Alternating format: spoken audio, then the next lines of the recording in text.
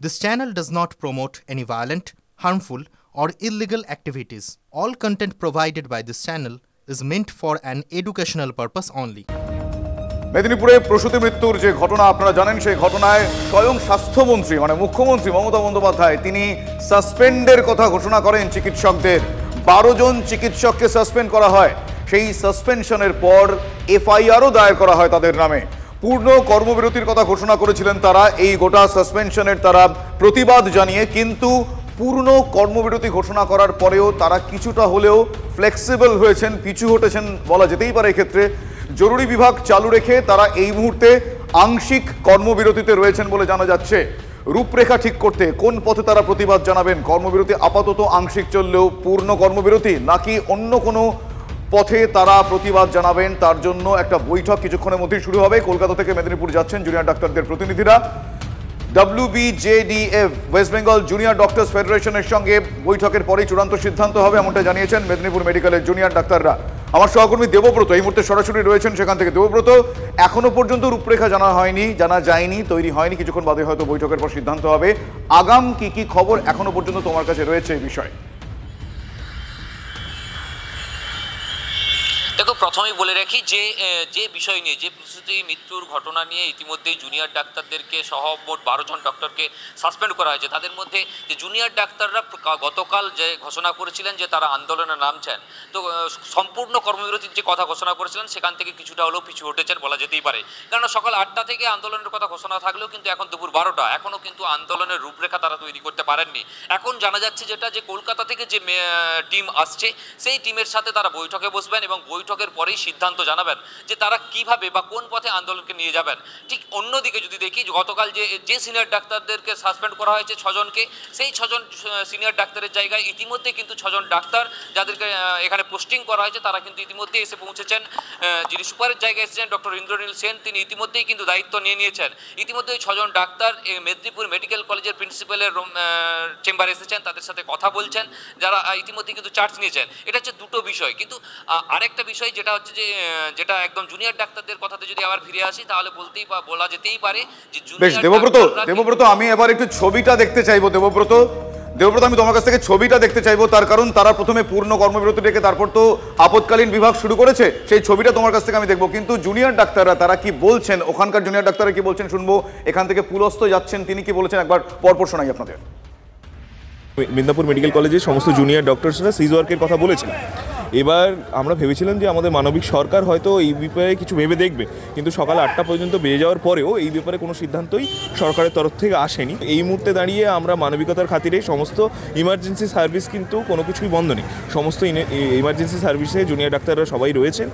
কিন্তু এখন আমাদের WBJDF টিম আসছে কলকাতা থেকে, তাদের সাথে মিটিং হবে এবং আমাদের ভেতরেও মিটিং চলছে। সেই মিটিংয়ের পরেই আমরা বলতে পারবো সিজ ওয়ার্ক কতদিন চলবে, সিজ ওয়ার্কের ফর্ম কী হবে আর লিগাল ব্যাটাকেলে কীভাবে আমরা এগোবো, সেগুলো পরবর্তীকালে আলোচনা করে মাধ্যমে। আমরা ওইখানে পরিস্থিতি যাচাই করতে চাইছি এবং যে অগ্নিগর্ভ পরিস্থিতির মধ্যে মেদিনীপুর মেডিকেল কলেজ বর্তমানে রয়েছে, সেই জায়গার আমাদের ওই জায়গা থেকে আমরা সমস্যাটিকে অ্যাড্রেস করতে চাইছি এবং সমস্যার দ্রুত সমাধান চেয়ে আমরা ওইখান থেকে বাকি কথা প্রেস রিলিজ করতে চাইছি। এবং এই উদ্দেশ্যে আমাদের মেদিনীপুর যাওয়া।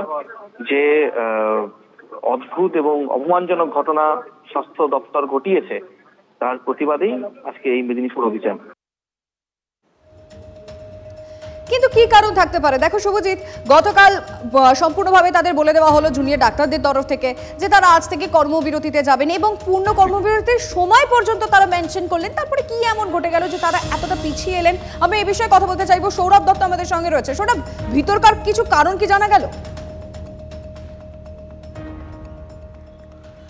দেখো, West Bengal junior doctors forum তাদের সূত্রে যেটা খবর সেটা হচ্ছে যে ঘোষণা করা হলেও পরবর্তী ক্ষেত্রে পিজিটিদের একাংশের এই নিয়ে ঐক্যমত পৌঁছানো সম্ভব হয়নি। তাদের মধ্যে একটা বিরোধিতা তৈরি হয়েছে। একাংশের বক্তব্য হচ্ছে যে এই যে পুরো যে ঘটনাক্রমটা ঘটেছে, সেই পুরো ঘটনাক্রমে সিনিয়র চিকিৎসকদের ভূমিকা যতখানি গুরুত্বপূর্ণ হয়ে দাঁড়িয়েছে, স্বাস্থ্য ভবনের চোখে সিনিয়র চিকিৎসকদের কোট আনকোট অপরাধ বা কোট আনকোট তাদের গাফিলতি যতখানি বড় হয়ে দাঁড়িয়েছে, জুনিয়র চিকিৎসকদের ক্ষেত্রে ততখানি নয়।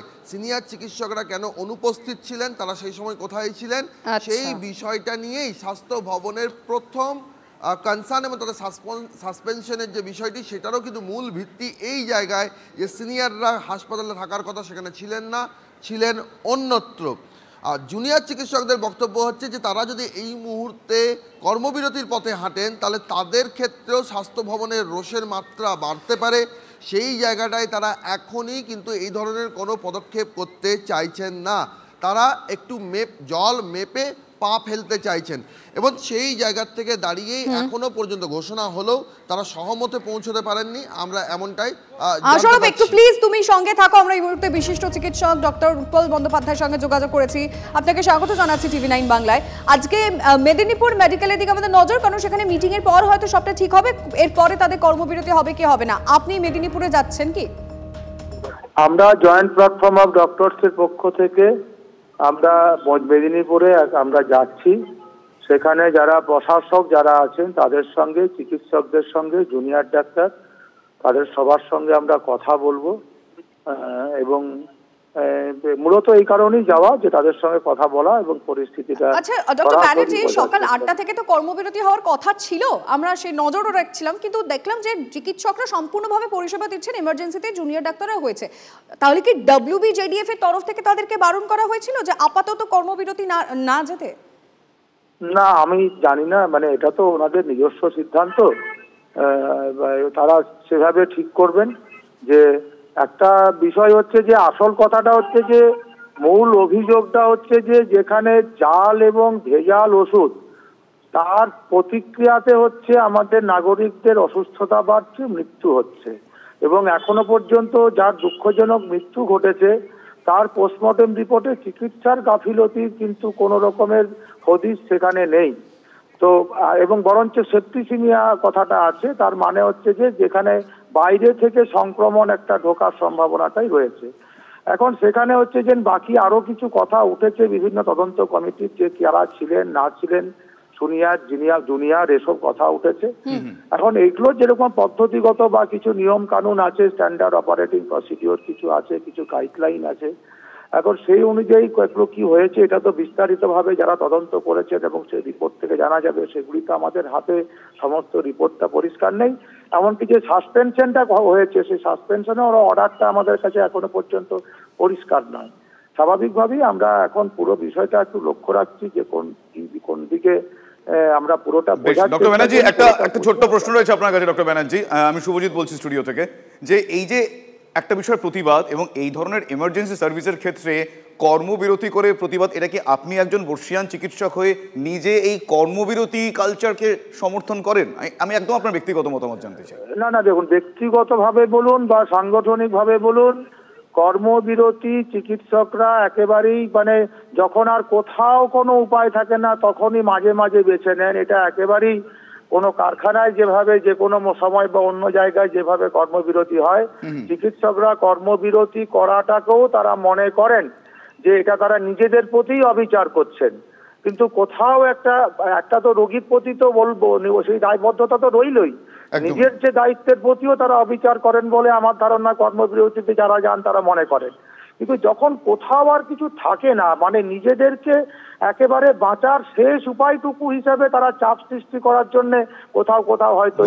অনেক ধন্যবাদ আপনার প্রতিক্রিয়ার জন্য ডক্টর ব্যানার্জি। কর্মবিরতি সমর্থন তিনি করছেন না তার পেশাগত জায়গা থেকে, তিনি বললেন আদর্শের জায়গা থেকে, কিন্তু এক এক সময় এমন সিচুয়েশন আছে যেখানে তারা করতে বাধ্য হন, সেটা স্পষ্টতই তাদের তেমনই প্রতিক্রিয়া। শুভজিৎ, ইতিমধ্যেই আমরা দেখেছি প্রসূতি মৃত্যুতে ডাক্তারদেরই কাঠগড়ায় তুলেছে সরকার। সুপার সহ মেদিনীপুর মেডিকেলের 12 জন ডাক্তারকে সাসপেন্ড করলেন মুখ্যমন্ত্রী তথা স্বাস্থ্যমন্ত্রী। অভিযুক্ত ডাক্তারদের বিরুদ্ধে হয়েছে FIR।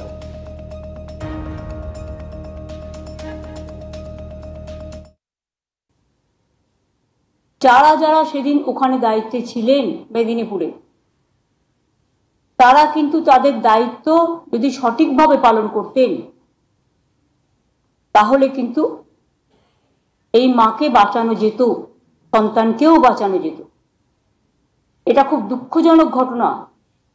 দুটো ইনভেস্টিগেশন রিপোর্ট যখন চিফ সেক্রেটারি এবং হেলথ সেক্রেটারি আমার কাছে সাবমিট করেছেন, এবং তারপরে তারা সাজেশন দিয়েছেন, সব সাজেশন মেনে নিয়ে 12 জনকে সাসপেন্ড করে দেওয়া হলো, along with pending investigation by the CID. যে কজন সেদিন ছিলেন দায়িত্বে এবং নেগলিজেন্সে, যাদের জন্য এই কাণ্ডটা হয়েছে, তাদের কাছে যদি অন্য পেশেন্ট পড়ে কি করবে তো আমরা জানি না। মানুষকে তো বাঁচাতে হবে। যে হেলথ ডিপার্টমেন্ট থেকে যেটা হয়েছে কমপ্লেন, সেই কমপ্লেনটাই তো FIR, it will be treated as FIR. এই সিদ্ধান্তের পর জুনিয়র ডাক্তাররা কি ভাবছেন আমরা শুনবো, এবং অবশ্যই বিজেপির তরফ থেকে কি বলা হচ্ছে তাও শুনবো। সরকারের পরিষ্কার দ্বিচারিতা, আপনারা কেন তাহলে নির্দেশিকা দিয়ে আরএল, ম্যানিটোলের মতন জীবনদায়ী ওষুধ, ডেক্সট্রোজের মতন মেডিসিন, এনএসের মতন এমার্জেন্সি সলিউশন কেন আপনারা বন্ধ করতে চাইছেন? কী উদ্দেশ্য আছে এগুলো বন্ধ করার? আপনি যদি মনেই করেন যে চিকিৎসকরা দায়ী, তাহলে চিকিৎসকরা যদি দায়ী হতো তাহলে আপনি এই নির্দেশিকা দিয়ে এগুলো বন্ধ করছেন কেন? এগুলো তো বন্ধ করার কোনো প্রয়োজন ছিল না। তাহলে সেই জায়গা থেকে প্রকৃত সত্য উদ্ঘাটন করা হোক। কারো ঘাড়ে দায় চাপিয়ে হয়তো সাময়িক সলিউশন হতে পারে, কিন্তু প্রসূতি মৃত্যু আটকানো সম্ভব নয়।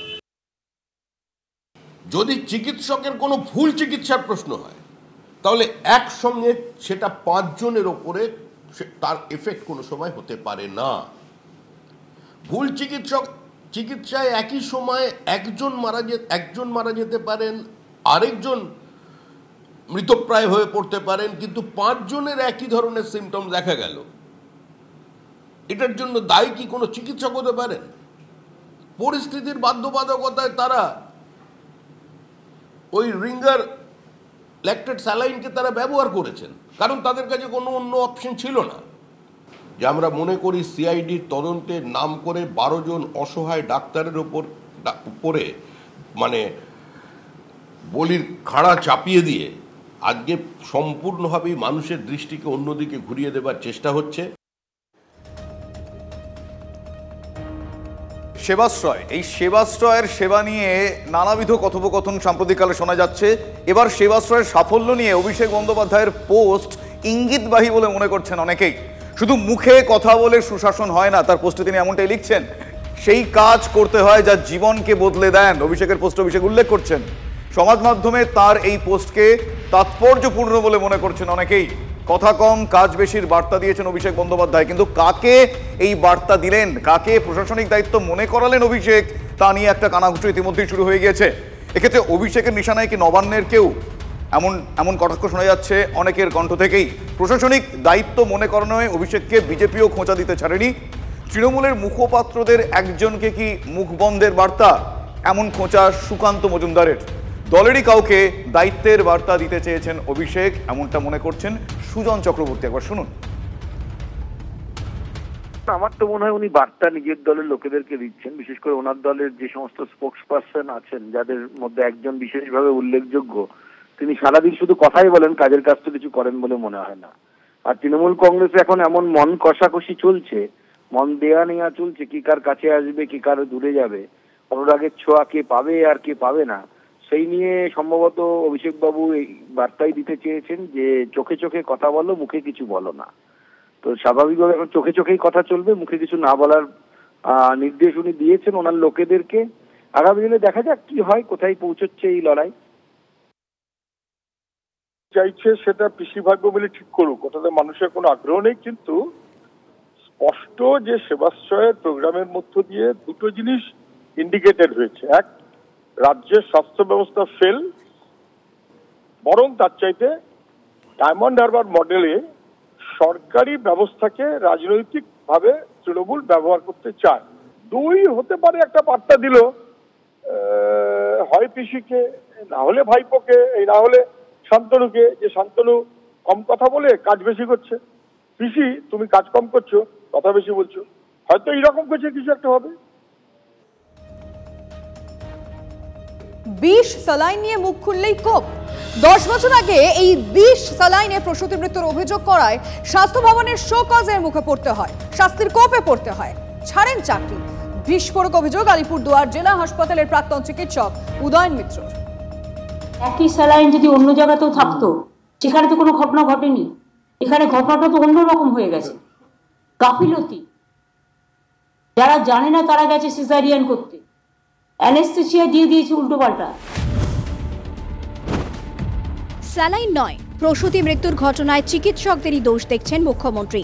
12 জন ডাক্তারকে সাসপেন্ডও করেছেন, কিন্তু মেদিনীপুর মেডিকেলের ডাক্তাররা এখনো নিশ্চিত 20 স্যালাইনের কারণেই এই বিপত্তি। 10 বছর আগেও ঘটেছিল একই ঘটনা। আলিপুরদুয়ারেরই পুনরাবৃত্তি মেদিনীপুরে। 2015 ঘটনার সামনে এনে TV9 বাংলায় বিস্ফোরক অভিযোগ করলেন আলিপুরদুয়ারের স্ত্রীরোগ বিশেষজ্ঞ উদয়ন মিত্র। 2015 সালে জুন মাসের নাগাদ, তার আগে আর কি, বেশ কিছু ম্যাটারনাল মর্টালিটি হয়েছিল। আমাদের সিজার করার পরে তাদের ডেথ হয়েছিল। কিরকম, ওই সিজার করার পরেই তাদের হঠাৎ করে প্রেশারটা কল করা যাচ্ছে, তাদের অনেক ব্লিডিং হচ্ছে। যে আলোচনা করে দেখলাম যে রিং গার্ডটা দেওয়াতেই সমস্যাটা বাড়ছে বেশি। একটা নোট দিলাম, ওই যে সাপ্লাই ছিল সেটাকে স্টপ করে দিয়ে বাইরে থেকে ওষুধ পারচেজ করলো। তখন দেখা গেল যে এটা সমস্যাটা কমে গেল। তারপরে আবার কিছুদিন যখন পারচেজ বন্ধ হয়ে গেল, তখন আবার একই রকম সমস্যা তৈরি হলো। 2014 সাল থেকে স্বাস্থ্যক্ষেত্রে রিঙ্গাল ল্যাকটেড স্যালাইন সরবরাহের বরাত পায় পশ্চিমবঙ্গ ফার্মাসিউটিক্যাল। চিকিৎসকদের দাবি, এই আরএল নিয়ে মুখ খোলার জন্য তাকে শাস্তিও পেতে হয়।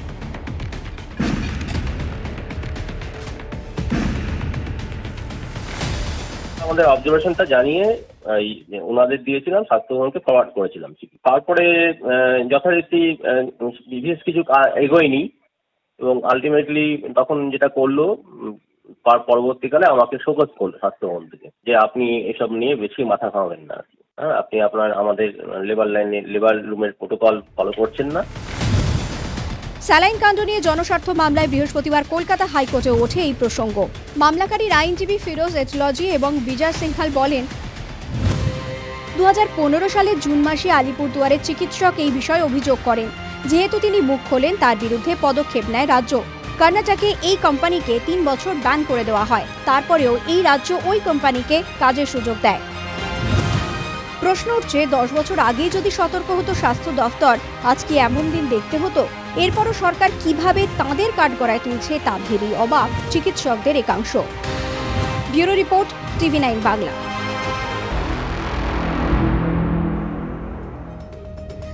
আর ব্রেকের পর প্রেস কর্নারে শুভজিৎ যেমনটা বললো, এই মুহূর্তের অন্যতম চাঞ্চল্যকর খবর শুভজিৎ, স্যাফের উপর হামলাকারীর নিশানায় কি ছিলেন শাহরুখ খানও? এই মুহূর্তে অন্যতম বড় খবর, স্যাফের বাড়িতে হামলার আগে শাহরুখ খানের বাড়িতেও রেকি। সরাসরি কথা বলবো আমাদের রিপোর্টারের সঙ্গে, জ্যোতির্ময় কর্মকার রয়েছে। জ্যোতির্ময়, কি জানা যাচ্ছে? দেখো, সাইফ আলী খানের বাড়িতে হামলার ঘটনার পরে সঙ্গে সঙ্গে সমস্ত যারা সেলিব্রিটিরা রয়েছেন, অর্থাৎ অমিতাভ বচ্চন থেকে শুরু করে শাহরুখ খান, প্রত্যেকের বাড়ির সামনে সিসিটিভি ফুটেজ খতিয়ে দেখা শুরু হয়। এবং তখনই চাঞ্চল্যকর এই ইনফরমেশন বা ফুটেজ সামনে আসে যে সাইফ আলী খানের বাড়িতে পৌঁছানোর আগে ঘুরছিলেন তিনি শাহরুখ খানের বাড়ির সামনে, অর্থাৎ তিনি সেখানে রেড করছিলেন।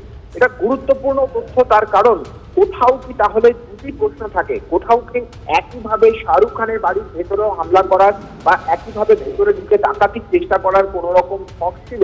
দ্বিতীয়ত, যে সম্ভাবনাকে পুলিশ সম্পূর্ণভাবে উড়িয়ে দিয়েছে যে এই ঘটনার নেপথ্যে লরেন্স বিষ্ণয় গ্যাং বা বাবা সিদ্দিকের খুন হওয়া বা সালমান খানের বাড়ির সামনে গুলি চালানো কোনো ঘটনার যোগসূত্র নেই, নিছক একটি ডাকাতির চেষ্টার ঘটনা, নাকি যেভাবে শাহরুখ খানের বাড়ি, যেভাবে সালমান খানের বাড়ি এবং যেভাবে এক্ষেত্রে দুষ্কৃতীর এক নজর থাকবে। ধন্যবাদ জ্যোতির্ময়। এই মুহূর্তে সাইফ আলী খান কেমন আছেন, কি বলছেন ডাক্তাররা, শুনবো। तैमूर है शायद उसका नाम, हाँ, उसके साथ वॉक इन किए हैं with so much of this, he is a real hero that way. फिल्मों में हीरोगिरी करना वो सब ठीक है, बट ये घर में आपके ऊपर कोई अटैक हो रहा है एंड आप as a hero you have actually acted and you have come out with such a thing. He is doing presently very well. His parameters have improved. He is being shifted from ICU to a special room for him. Today we will be keeping visitors in check because we want him to take rest. Rest details can be shared by Dr. Dange. Good morning. So today's update, we just saw him. Mr. Saif Ali Khan is doing excellent. And we made him walk. He can walk well. There's no problem. There's no much pain or any other symptoms. So looking at his parameters, his wounds and all the other injuries, he is safe to be shifted out of the ICU to a special room. Only thing what we have advised and the do's for him, that he has to take rest for some time because of the wounds on the back especially, which can have chances of infection. And his movements are restricted for a week almost, for the most important reason that he had an injury in the spine, and which has been repaired. The fluid which was coming out has been repaired, which has a potential chance for infection.